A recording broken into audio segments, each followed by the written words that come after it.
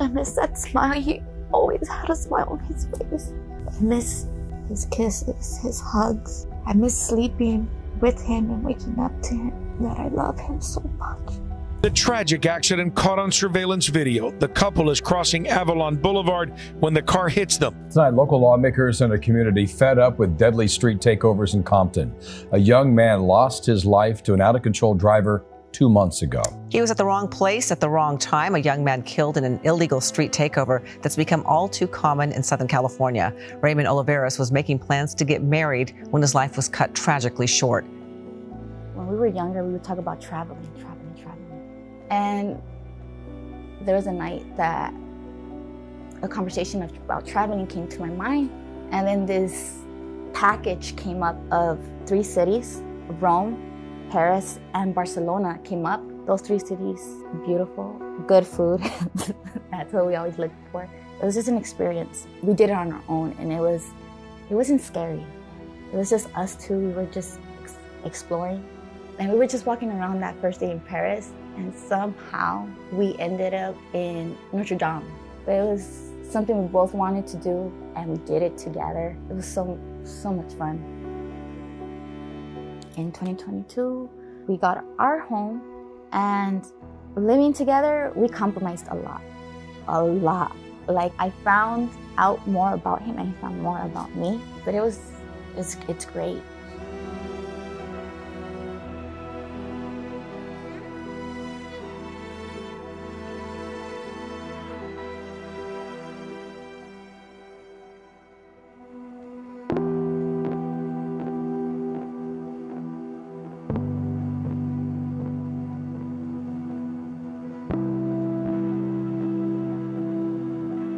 I still wanted to piece everything together and figure out how things actually happened. Why him? Why that?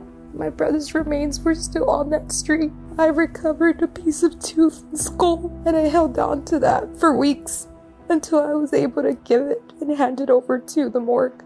I was so tied up with arranging funeral arrangements, keeping up with Maria. Maria was in the hospital. She came back from the coma and had no idea that Raymond had passed. She didn't even know what happened to her. She just knew she was in the hospital.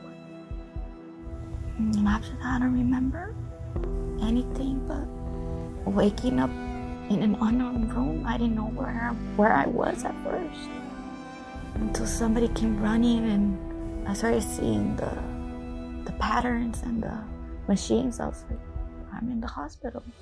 And the doctor comes right next onto my right side and tells me, how you feeling? I'm like, I feel okay. She starts checking my vitals, my eyes, my ears. And all she tells me, you were in a car crash. And she leaves. I was so mad because I'm like, how are you gonna tell me I was in a car crash and just leave? I had so many questions and nobody was around. I waited for hours and Mom showed up. And my mom started crying too. And my mom's like, how you feeling? I'm like, I feel okay. I feel okay. And I'm like, Mom, is it true? And she's like, what do you mean? She's like, is it true we were in a car crash? She tells me yes and no. And I'm like, I don't understand. So having to visit Maria every day, 2-3 times a day, going in and having to feed her and encourage her to get better. And at the same time, not being able to tell her what was going on was so hard because I'd have to walk into that room and fake a smile and encourage her to do better. And there were times when she would ask for Raymond. And I said, oh, he was here earlier, you were asleep. You didn't see him? And we'd just pretend because we did not get the okay to tell her the news yet. And the doctor calls him out of the room. Please don't let it be bad news. And I hear the door opening and I look right away.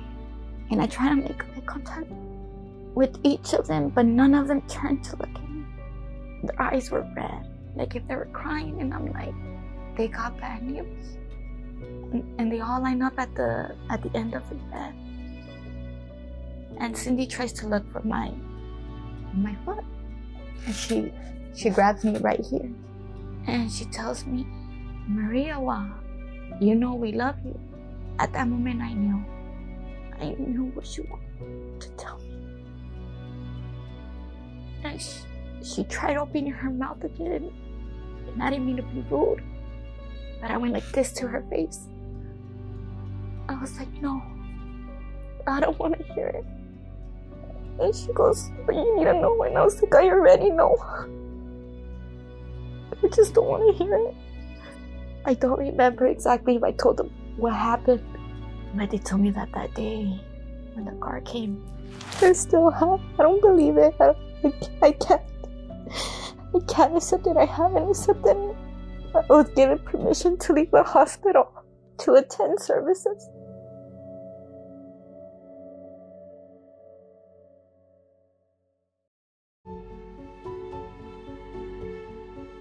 Like I said, our relationship has always been very playful. When I walked inside my mother-in-law's house, I saw the box.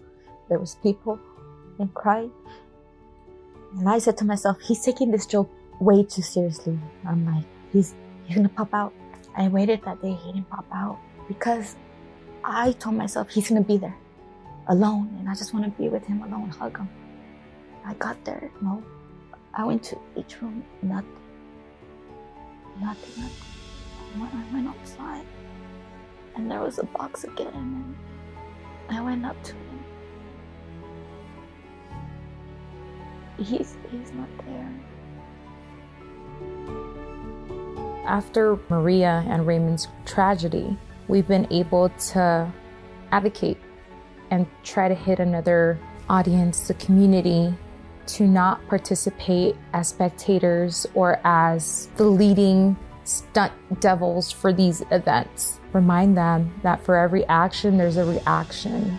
And you might not impact your own life, but you might impact an innocent life. Your parents might be impacted by your poor decisions, by the tragedy that your poor decisions may cost. So it's very important that parents are also involved in what their kids are doing, what their kids are participating. It's very important that you think about your loved ones and how your acts can also impact them and what hardships it would bring them as well.